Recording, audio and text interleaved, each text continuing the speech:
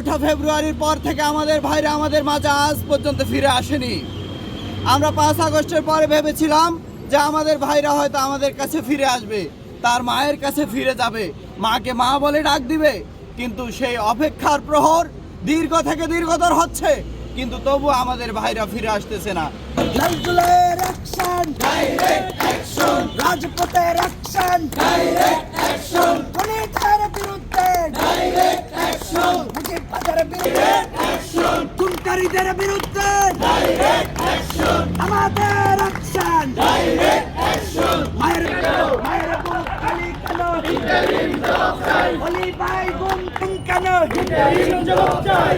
যে দিনের পর দিন চলে যায়, বছর সপ্তাহের পর সপ্তাহ চলে যায়, বছরের পর বছর চলে যায়, যুগও চলে গিয়েছে। প্রত্যেক বছর 4টা ফেব্রুয়ারি আসে আর আমরা মনে করি যে আমাদেরও ওয়ালিউল্লাহ ভাই, মুকাদ্দাস ভাই মনে হয় আমাদের মাঝে ফিরে আসবে, কিন্তু তা কোনোবারই হয় না। সংগ্রামী উপস্থিতি, আমরা আজকের এই মানববন্ধন থেকে এটা বলতে চাই যে আমাদের ভাইদের সন্ধান দিন। যে গুমগুলো হয়েছে তাদের যথাযথ বিচার করুন।